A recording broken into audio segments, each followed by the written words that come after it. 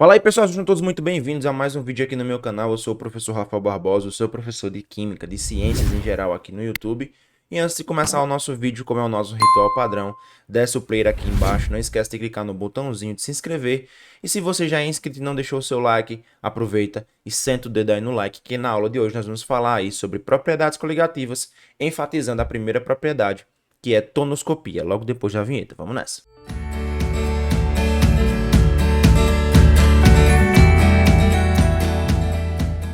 Então, trazendo para vocês aqui algumas informações importantes que nós já abordamos em uma aula anterior, onde nós falamos sobre o que são propriedades coligativas. Então, nessa aula, eu vou enfatizar uma propriedade coligativa, que é a tonoscopia, mas antes disso, eu preciso dizer para vocês o que são essas propriedades. Primeiro, lembre-se que as propriedades coligativas, elas são dependentes de quem? Elas são dependentes da concentração, ou seja, quanto mais concentrada for a solução, maior serão os efeitos coligativos, tá? E isso também está relacionado ao número de partículas que existem na solução. Então lembre-se que as substâncias elas podem liberar partículas sofrendo dois tipos de processo. Ou elas sofrem a ionização ou elas sofrem a dissociação. Isso vai depender do que, tio Rafas? Vai depender da característica da molécula. Se for uma molécula covalente, na maioria das vezes ela vai sofrer uma ionização.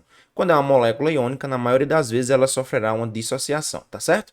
Então, quanto maior a concentração, maior será o efeito da propriedade, e nós devemos sim considerar essas características de dissociação e ionização na hora de nós investigarmos os efeitos coligativos, tá? Então, para isso, eu vou exemplificar trazendo algumas substâncias que vocês vão perceber que mesmo diante de fenômenos idênticos, ou seja, ambas sofrendo ionização ou dissociação, elas formam uma quantidade de partículas diferentes. Então, olha só, o HCl, quando ele se ioniza, ele vai formar o íon H+, e o íon Cl-. Já se eu pegar o H2SO4, ambos sendo ácidos, quando eles sofrem ionização, um deles vai liberar um H+, e o SO4-2. Só que no caso do ácido sulfúrico, ele vai liberar dois hidrogênios. Então, o número de partículas que o H2SO4 libera em solução é maior. Agora, se a gente avaliar substâncias que sofrem dissociação, como é o caso do hidróxido de cálcio, o hidróxido de cálcio vai liberar em solução um cátion Ca2+, que nesse caso é o cálcio, beleza? O cálcio sendo liberado, e o íon hidroxila.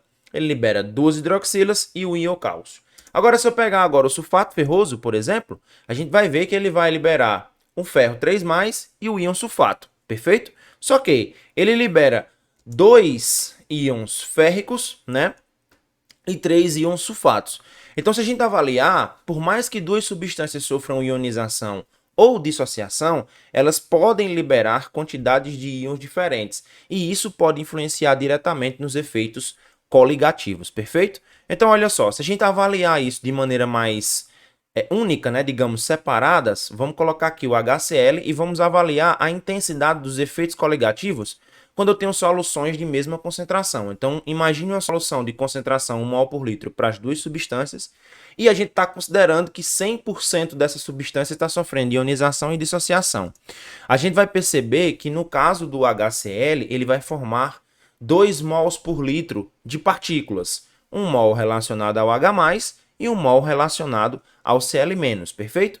Já se nós observarmos para o sulfato ferroso, a gente vai ver que ele vai formar 2 mols de ferro 3+, e 3 mols de SO4-2. Portanto, o HCl forma 2 mols de partícula por litro, obviamente, enquanto o sulfato férrico vai formar 5 mols, ou seja, se nós formos comparar os efeitos coligativos de uma solução de sulfato ferroso e de HCl, a gente vai perceber que o sulfato ferroso ele tem muito mais efeitos coligativos, a intensidade dos efeitos é muito maior do que relacionado ao HCl. E para corrigir isso, nós utilizamos uma expressão chamada fator de correção de Van Hoff. Tio Rafa, o que seria o fator de correção de Van Hoff? É uma equação em que nós utilizamos alguns artifícios, algumas informações para que a gente possa executar esse fator de correção e nós tenhamos um efeito coligativo expresso de acordo com a substância. Como assim? Trocando em miúdos. Substâncias que têm graus de ionização diferentes, elas podem ter o mesmo efeito coligativo, desde que seja feito o fator de correção de Van Hoff. Então, como é que a gente faz esse fator de correção? A gente usa essa expressãozinha. I é o próprio fator de correção, né? É o próprio fator que você vai avaliar, perfeito? O alfa é o grau de ionização,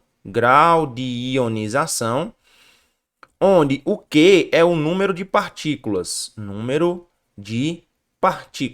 Então, a gente utiliza essa expressão para descrever como é que duas substâncias que têm número de partículas diferentes podem ter o mesmo efeito coligativo, tá? Então, o I é o fator de correção, o alfa é o grau de dissociação e ionização, e Q é o número de íons que são gerados durante esse processo de dissociação ou ionização.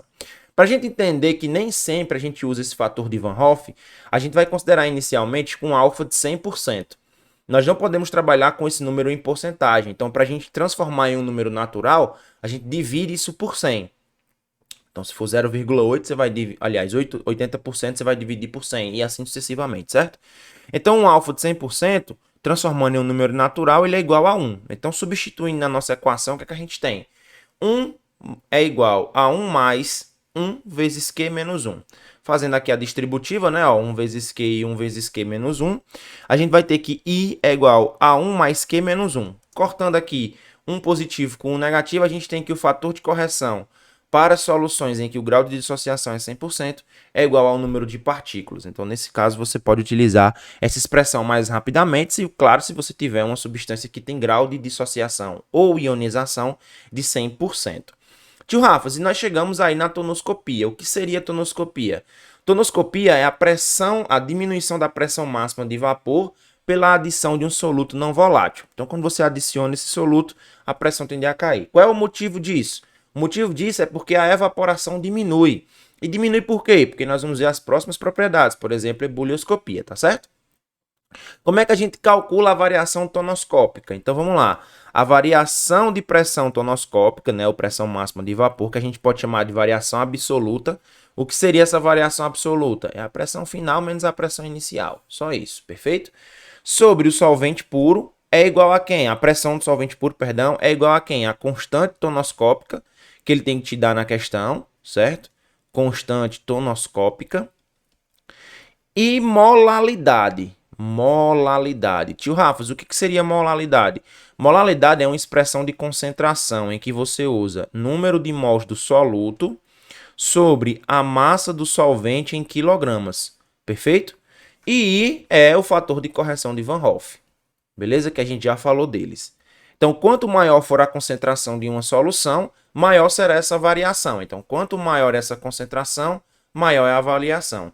Obviamente, quanto maior for o fator de correção de Van Hoff, também maior será essa variação da pressão de vapor, perfeito? Então, visualizando, se liga só quando a gente vê isso na prática. Eu tenho aqui, ó, água pura a 25 graus, a gente tem uma pressão máxima de vapor de 23,76. Porém, quando eu adiciono glicose a 1 mol por litro, que o fator de correção dela vai ser 1, a pressão diminui para 23,34. E quando eu adiciono NaCl com fator de correção 2, só que é uma concentração um pouco menor do que a glicose, a temperatura a pressão máxima de vapor reduz a mesma situação. Tio Rafa, isso é importante para quê no dia a dia?